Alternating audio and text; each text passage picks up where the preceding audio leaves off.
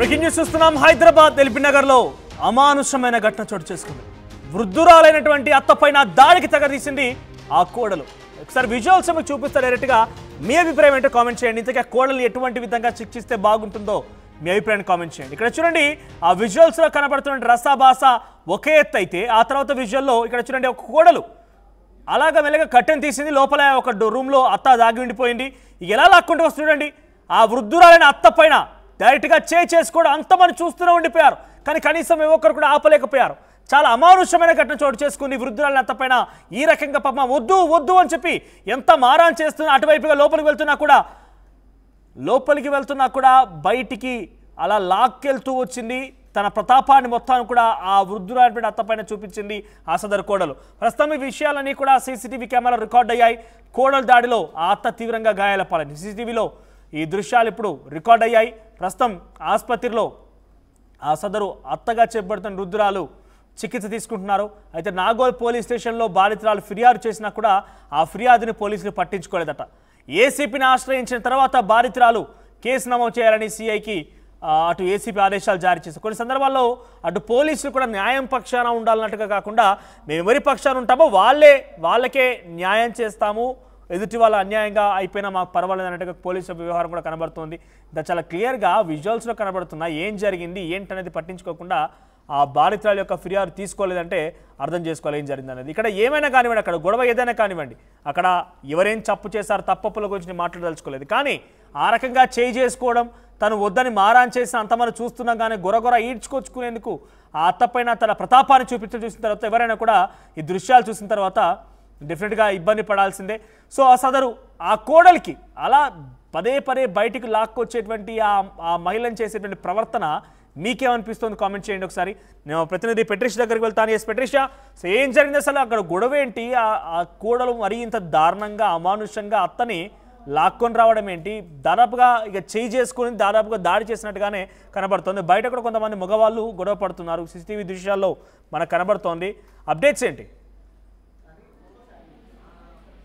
హైదరాబాద్ ఎల్బీనగర్ లో పూర్తిగా ఒక దారుణమైన ఘటన అని చెప్పొచ్చు. ఎందుకంటే వృద్ధురాలైన అత్తమామల పైన విచక్షణ రహితంగా దాడి చేయడం, అసభ్యంగా మాట్లాడడం. ఇప్పటికే అత్తమామలు ఇద్దరు కూడా ఒకవైపు చికిత్స తీసుకుంటున్న హాస్పిటల్లో ఉన్నారు. మరోవైపు సీసీటీవీలో ఇదంతా ఈ ఘటన అంతా కూడా రికార్డ్ అయింది. బాధితురాలు ఎవరైతే అత్త ఉందో ప్రస్తుతం తను నాగోర్ పోలీస్ స్టేషన్ లో కూడా కంప్లైంట్ ఇవ్వడం అయితే జరిగింది. ఒకవైపు పోలీసులు ఫిర్యాదుని పట్టించుకోవట్లేదు అంటూ కూడా బాధితురాలు మాత్రం ఏసీపీ దగ్గరికి వెళ్తాను, ఖచ్చితంగా కేసు నమోదు చేయాలి అంటూ కూడా తను రిక్వెస్ట్ చేస్తున్న పరిస్థితి కనిపిస్తుంది. సిఐకి చెప్పి మరి ఏసీపీ ఆర్డర్స్ నేను ఏసీపీ వరకు కూడా వెళ్తాను అంటూ కూడా ఆ వృద్ధురాలు అయితే చెప్పుకుంటూ వచ్చింది. ఇద్దరు దంపతులు కూడా అక్కడనే ఉంటారు.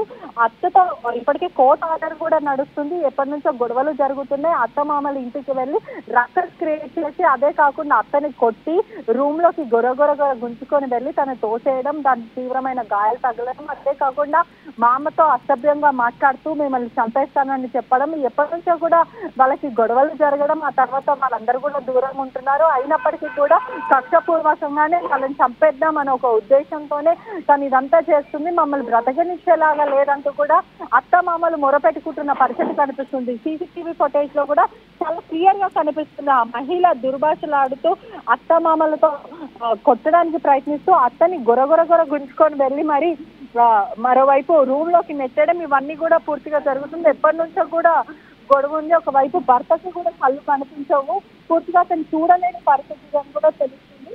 వాస్తవానికి చాలా క్లియర్ గా కూడా మమ్మల్ని అనేక సార్లు